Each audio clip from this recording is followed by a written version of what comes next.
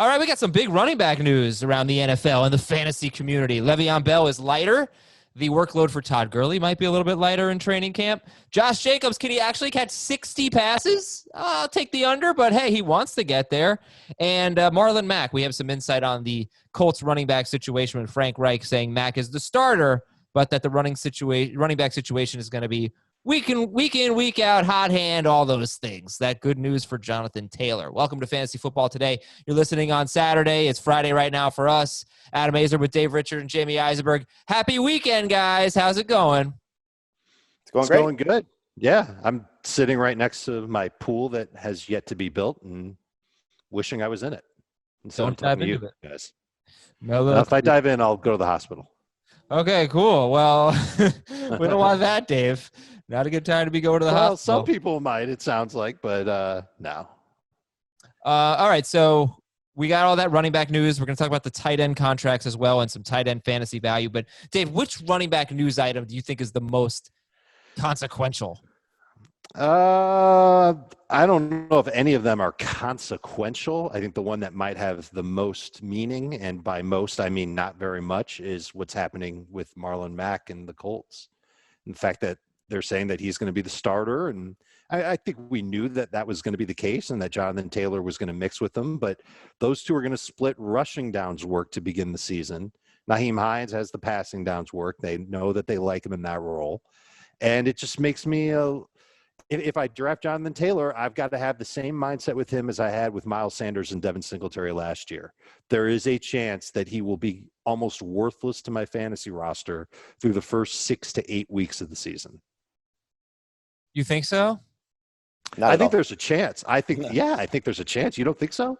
No, not at all. I think the hot hand was basically Jonathan Taylor, go get the job. It's yours. Well, he's got to do it. There's, Ben's talked about this a lot. Their schedule is favorable. Their run script should be favorable. Their offensive line is fantastic. Jonathan Taylor is not going to watch Marlon Mack get 20-plus touches. He's going to probably get almost an even rushing downs workload would be my anticipation. And so once you see those two guys on the field and how they operate, Marlon Mack is a good player. I had Stephen Holder, who covers the Colts from The Athletic on Fantasy Football Today, and he said, he thinks a little bit is being made too much of, and this is probably where Dave comes out in this, that Marlon Mack is going to sit on the bench. And I totally agree. He's not going to sit on the bench. But I don't think once you get to watch these two guys operate and what Jonathan Taylor looks like compared to what Marlon Mack looks like, you're going to see a different player. And so my guess is Frank Reich is not wanting to say, which he shouldn't, because, again, Marlon Mack hasn't been bad by any stretch. But you got a chance to upgrade at the position. And so I think we'll see Marlon Mack do his thing. But I don't think it's going to take 6 to 8 weeks by any stretch for Jonathan Taylor to be in your fantasy lineup. I think it's going to be probably 2 or 3 weeks before we start to use him. Well, that's optimistic.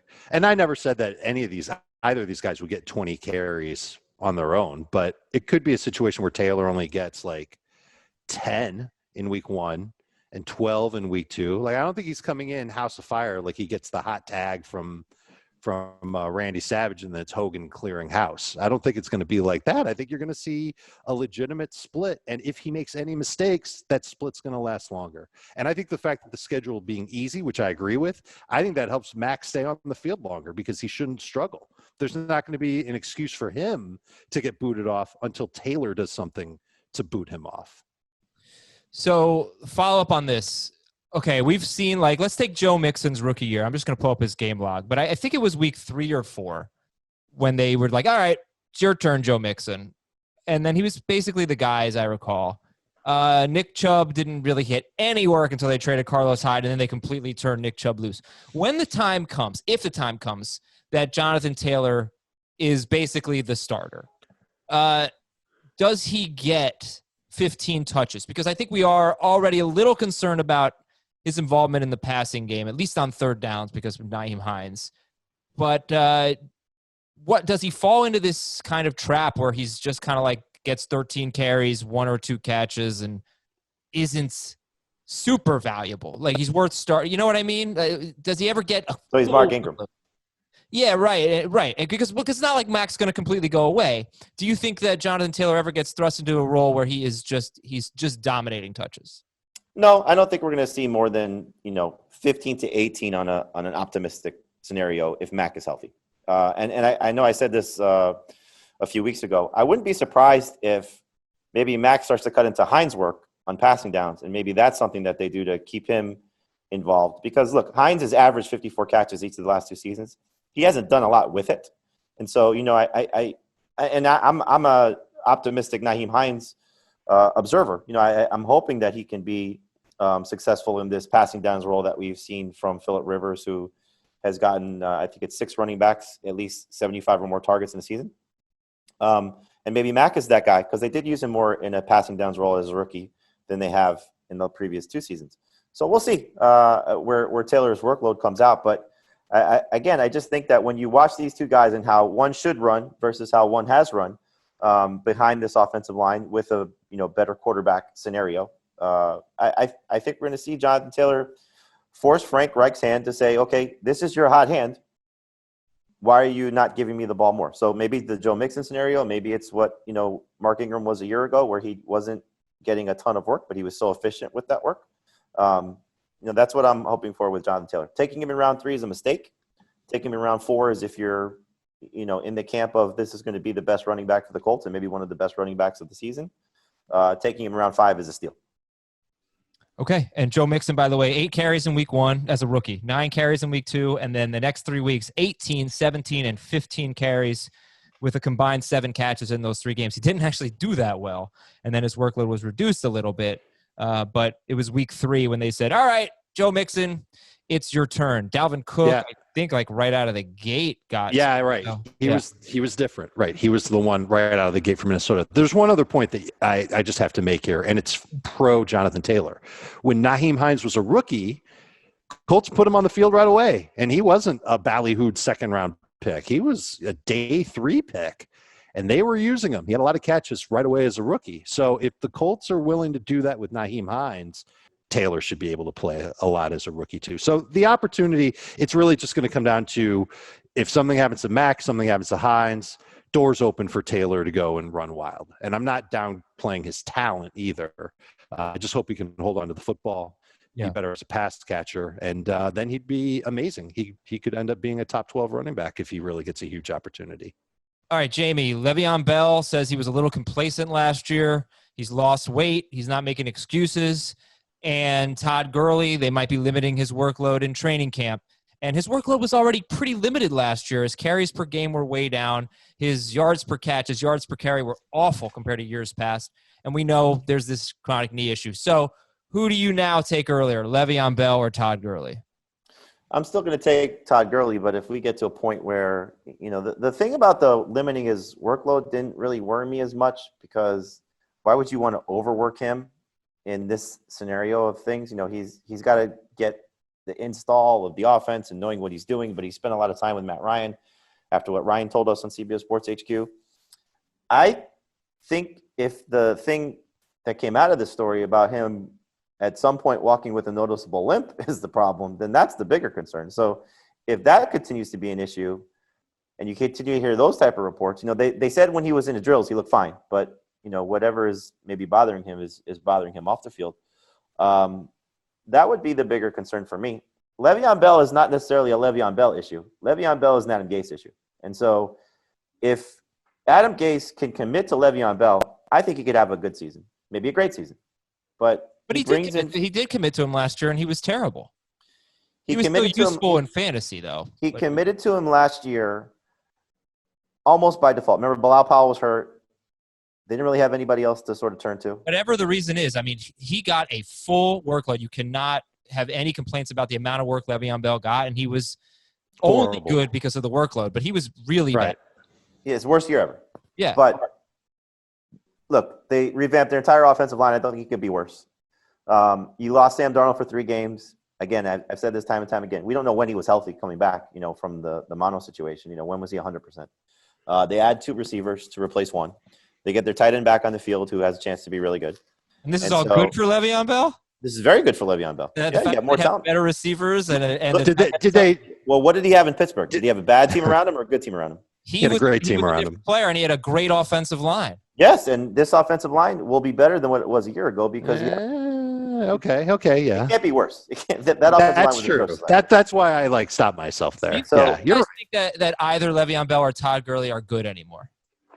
I think if Le'Veon were in the right situation, he could be a top 12 fantasy running back again. I like that Le'Veon lost weight. I think that's always a much better situation. This is not a Ronald Jones criticism, but I think whenever running backs put on weight as opposed to what they do when they lose weight, you always see them come in and they have better seasons. It happened to Le'Veon Bell. He said he was overweight in his rookie season. He came back his second season, and he had a monster campaign. I'm reading a report right now from Rich Cimini, who covers the Jets for ESPN. Le'Veon Bell says he's in the best shape of his career, getting a lot of early run. He looks frisky, burst on outside runs. And so, there's a pattern that's forming here of he rededicated himself. He comes in the weight he played in high school. There's motivation there. Remember, he took a year off. So we don't know how much rust there was from last year and just how bad that impacted. You're in on Le'Veon Bell. I haven't changed my rankings. I haven't changed the way I did draft him in that was it Twitch? I think it might have been Twitch draft. Jamie but in round 4, and in some cases round 5, it's the same conversation we had with Leonard Fournette. Sometimes you just take value when it's presenting you in the face. And so he's going to get work. Frank Gore is going to ruin him to a certain extent. This is what I mean by an Adam Gase problem. So we're going to see Le'Veon come off the field in some situations that are going to be really frustrating. But he's still going to get the most work of that backfield. He's still going to be a guy that's going to get a lot of opportunities. It's just what will Adam Gase do to ruin what Le'Veon Bell's ceiling could be? And so that's the problem you have with Le'Veon Bell, for me at least. Okay. So you guys are still Gurley over Bell, though. I am in non-PPR. I can't do it in full PPR. And they're back-to-back in non-PPR, so I'm not going to beat you down with the baseball bat if you say that you'll take Bell first. But the offensive line's going from the worst in the league or second worst in the league to maybe it's still in the bottom 10 for sure. And he had a career low in touches last year, 20.7 per game. Like we talked about, that's what carried him to the finish that he had. And Gore averages around 10 carries per game when he's on a team. And there was evidence of that when he was with Gase in Miami. He did that last year in Buffalo, although that did slide a little bit toward the end of the year. It is going to hurt Le'Veon. And Michael Pirine could end up hurting Le'Veon. This is a mess. I want Le'Veon to get traded. Let him get traded. Let him go to a team that's a playoff contender, and let him run his patient style behind a better offensive line. Then I'll be way more excited about him. I'll still take Gurley in both, as long as, again, this doesn't seem to become a worse situation for his knee. The one thing about it is his passing game work could bounce back in a big way with the Falcons. That's true. That's true. All the throwing that they're going to do.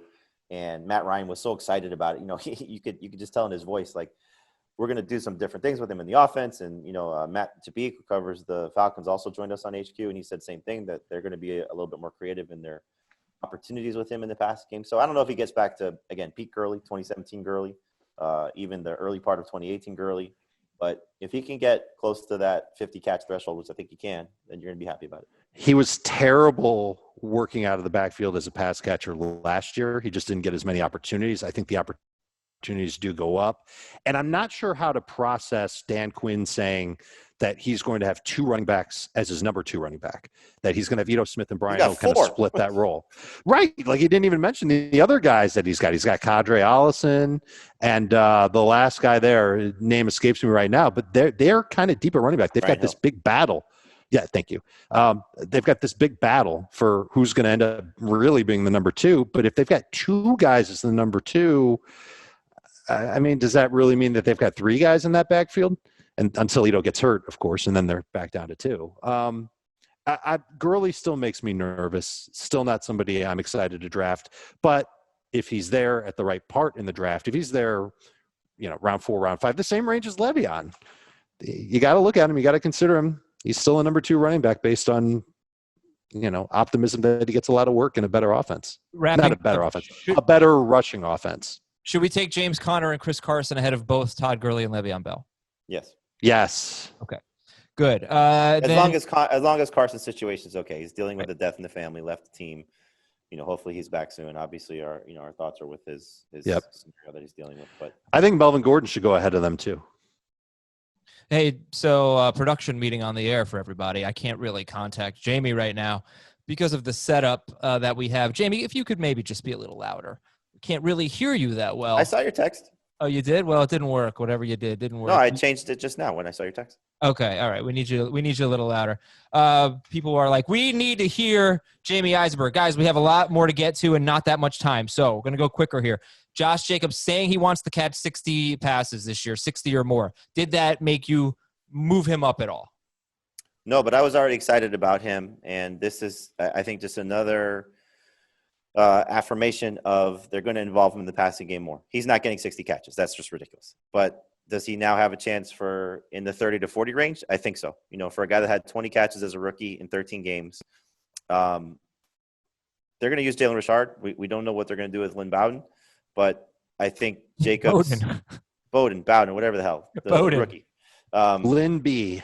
They're going to clearly make an attempt to get Josh Jacobs the ball in the passing game more. So he is a easy first-round pick in non-PPR leagues, and he should be a first-round pick in PPR as well. Here's a quote from John Gruden. "We've got to get more out of Josh as a receiver." That was from September 23rd, 2019. What happened in the 4 games after that quote? He had 10 catches for 74 yards in 4 games. That would have obviously been a 40-catch pace. I think 60 is a little much, but I do think he can improve on the rate that he had last year. His receptions went down after those 4 games. It's like Gruden forgot he even said anything. But I think if you pencil him in for 35 catches, I think that's safe. That's improvement. That's good. He's definitely a first-round pick in non-PPR. Is he in PPR, Devontae Adams or Josh Jacobs? Adams for me. In PPR, Adams. Travis Kelce or Josh Jacobs? Jacob. I will take Kelce.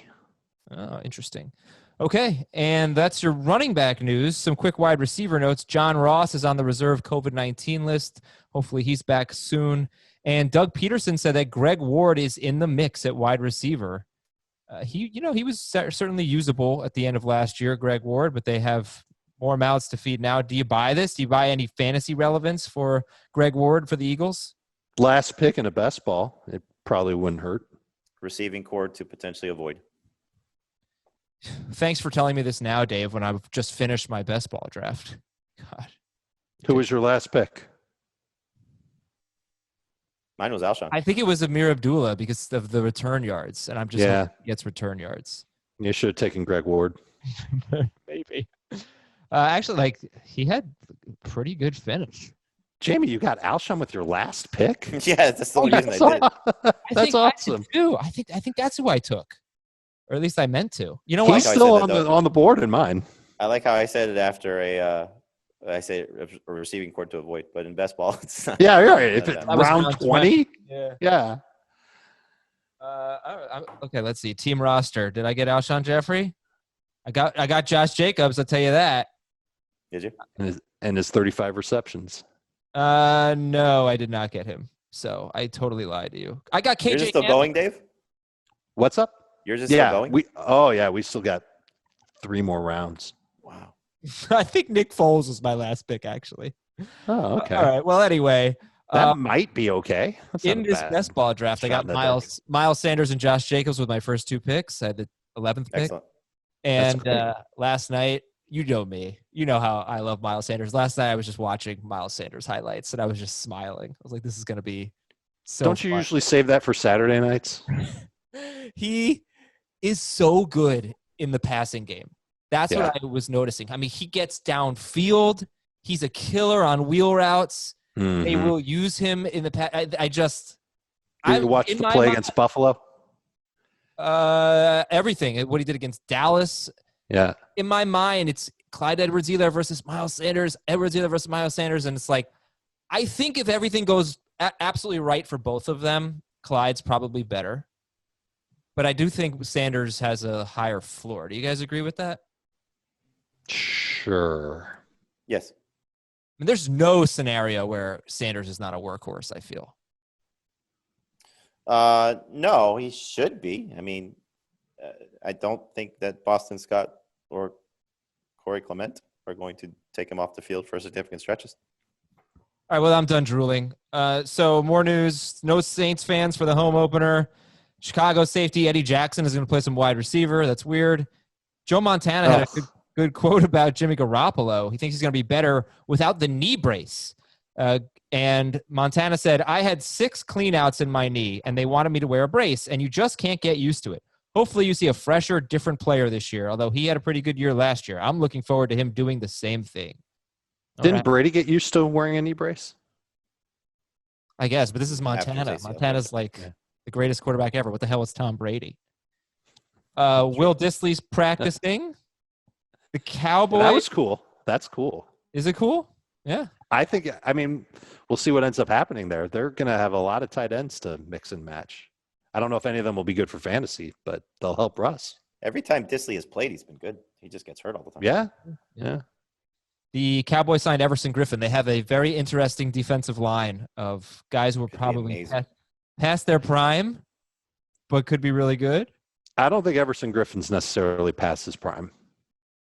I think he can still get a very good year out of him.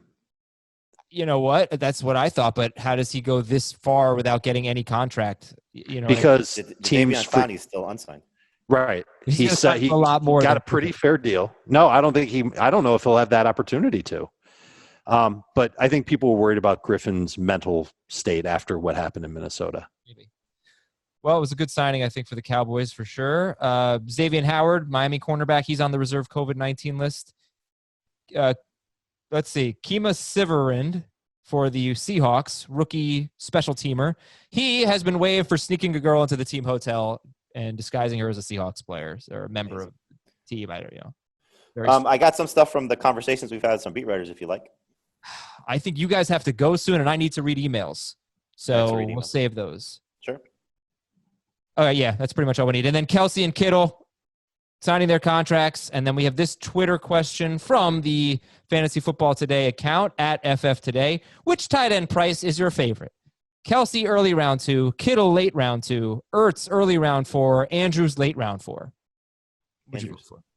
Andrews. Hey, that's what I voted for. And that's the leader right now.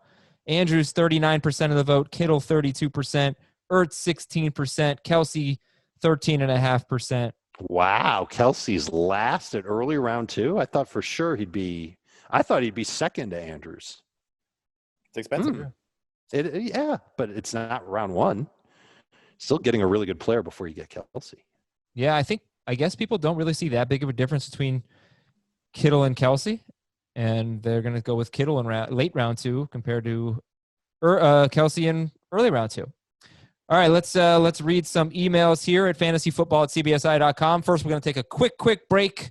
Come back and read your emails and your Apple Podcast questions. Email here from Terrence. On your podcast, could you give a little detail on when it comes to formats? Is my draft in my half PPR draft based more closely to non or full PPR? I think it just depends on the player. So Derrick Henry, I think is not as dinged in this format. James White gets a little bit of a boost, as a result as well. So it just kind of comes down to player specific for me. But if you're looking for a rankings guide, I'd probably lean toward PPR than non-PPR. The one player that I feel like I've identified as like having, for me, a lot more solidified value in half PPR is Mixon. Because he's not Henry. He's not going to get 20 catches. He's going to be more like 35, maybe 40 catches. And he's got upside to get more than that. I don't know if he necessarily will. Sure, but based on the last couple of years, 35, 40 catches maybe would be a safe estimate for Mixon. And in half PPR, I mean, that's really not that big of a downgrade from like Zeke and Barkley, who might be around 60 catches, So I don't know. I feel like I feel like Mixon, since he's kind of in between the high catch running backs and the low catch running backs. Half PPR, first round pick. Mixon? Yeah. Mixon's a first round pick in any format. Correct. You think? Yeah. All right. Yes. Okay. Then second email from Mark. In a city where Giordano's is not a top 10 choice. New York? Yeah, it's got to be. I mean, it's among the top choices for me, no matter what city I'm in. Well, you've never been to New York then. Dear, oh, my Mommy, Bambi, and Rudolph. Those are Kyle's. They are deers. Why do we keep splitting Cooper Kupp's season in half instead of thirds? In his last 5 weeks, he caught 27 of 30 targets for 5 touchdowns. I don't know. It's going to be – I'll tell you, man, that Kupp, Higbee, the numbers are going to be so fascinating because I don't know if both can be sustainable. Higbee, or you mean from the last 5 weeks of the season? I don't think Kupp is going to be as not as uninvolved as he was, and I don't think Higbee's going to be as good as he was. Well, that goes without saying, but I don't know how. Right. I don't know if he's going to be half as good as he was. Well, even if he's half as good as he was, that's still really, really good. I think Kupp is a no-brainer. I can't stop drafting him. I think that he's still a candidate for 90 catches and big-time red zone threat. Higbee could take a little bit away from him. Yeah, contract year too. But I think Higbee, even if he did 50% of what he did in those last 5 games, would be good enough to use as a reliable starter week in and week out. I think he can be better than 50%, not as good as 100%. He's not getting 11 targets per game. But I do think he's got a chance to really be one of those top 5 fantasy tight ends. I think he could be the next Kittle. I look at him, I see a lot of things that Kittle does. Why did it take so long, though? That's a problem. Because the Rams had a better running game, certainly a more reliable running game. They wanted him to block in that regard. I think they tried to get Gerald Everett going first. And I think that experiment is still, going on. I don't know if Everett's going to end up being great ever. But they've got a lot of other wide receivers. They have Brandon Cooks on top of Woods and Kupp. And I think the decision to feed those guys and attack downfield with them versus utilize Higbee, who's not as fast as a wide receiver, I think that made sense. But even when Cooks came back, they weren't using him the same way. He wasn't as effective. And they just started to use Higbee, and their offense kind of perked up. Goff started to play better. Their matchups were better as well. They are going to have a lot of those same matchups this year. You can say what you want about Seattle and Arizona improving their secondary. Seattle especially will be tougher. But I still see Higbee as an ascender, and I think he'll be good. If you're drafting him in round 7, round 8, or later, you're doing awesome. Colin from Brew City says, hey, Curly, Vince, Mike, and Matt. Packers coaches. Come on, guys. Come on. Yes. If I draft enough running backs to act as starters earlier in the draft, is there a point in drafting a floor pick like Tariq Cohen to sit on my bench? My instinct is to prefer high upside handcuffs or rookies who could be league winners rather than someone who is more likely to be a low-grade bye-week replacement than anything else. Agreed. Yeah. The thing about Tariq Cohen that's going to be interesting is with John DeFilippo there, because we know what he likes to do with his running backs and throwing to those guys. And so, it's going to hopefully help David Montgomery clearly. But, if Tariq Cohen gets back to anything that he was 2 years ago, then he's going to end up being a low-end starter in PPR. Just DeFilippo's not the play caller this time. Yeah, but he's got an influence on the offense. I don't know if he's got that big enough of an influence on the offense. It is what I would, I'm just some, big fat bumbling fantasy guy, but that's what I would do if I were in Chicago is as soon as you realize Montgomery's not getting it done, just start throwing more to Cohen, let him make plays. One day I will reiterate just how unprecedented the success that Cohen had in 2018 was, but not today. More emails from Cameron, 10-team PPR league. 10th pick. In my mock drafts, I've gotten a lot of Julio Jones. I feel he's a very safe pick at 10. Then I usually take Mixon or Sanders with my next pick. Who would you target with the last pick of the first round and the first pick of the second round?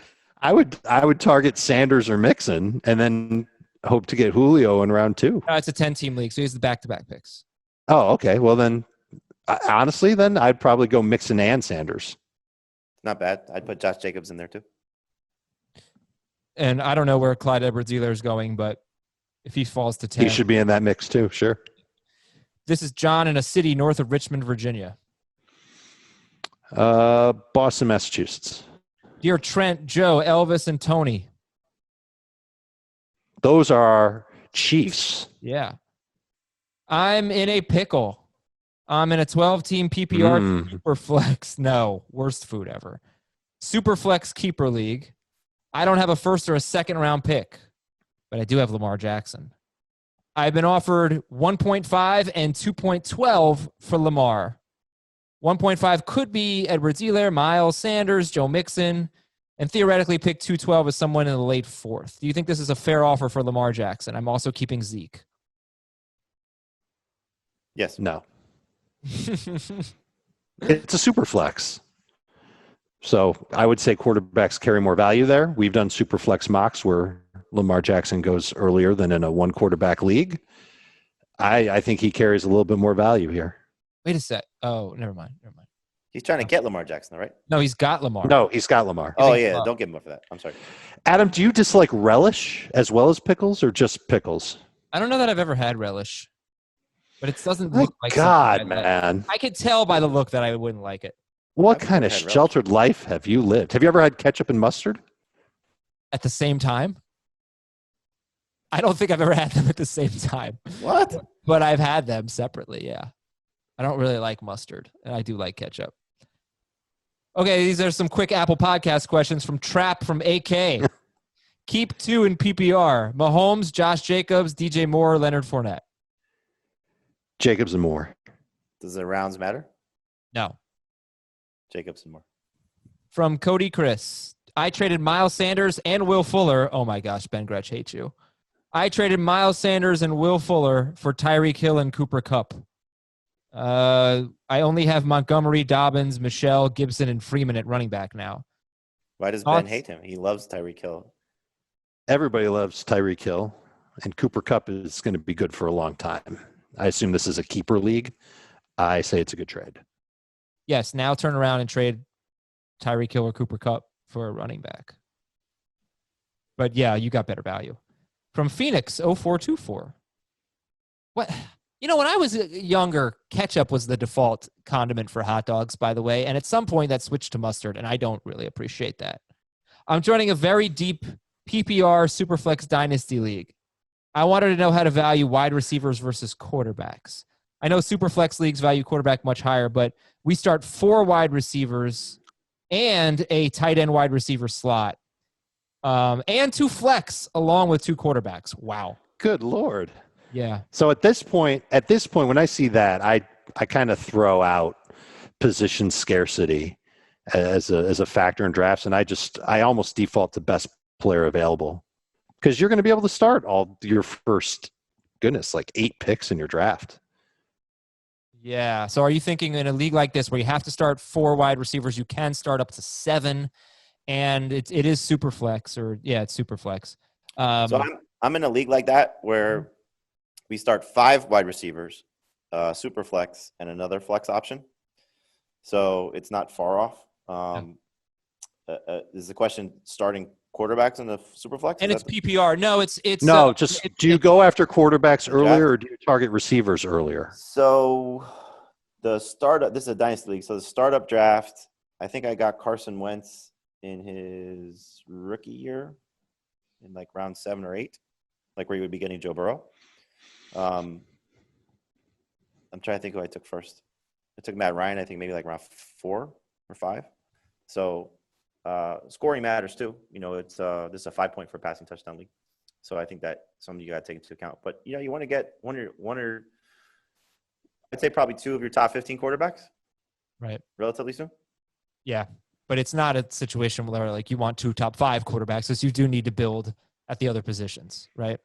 Especially with the receivers. Yeah, like my first pick was Mike Evans. Did he say how many managers are in the league? I don't know, but it's 28-man roster, 4 taxi squad spots. You are really devaluing quarterback. It's PPR, and you're starting so many players. So just keep that in mind. I will say this, though. It sounds like it's a dynasty league. In our league, and this is a league with other analysts, the rookie draft is always like Tua, Herbert, obviously Joe Burrow. Those guys were like top 8 picks. Wow. All right, well, we're out of here. Thank you guys for doing this bonus episode. Very much appreciated. Make sure you're all watching Fantasy Football Today, live noon Eastern, Monday through Friday on CBS Sports HQ.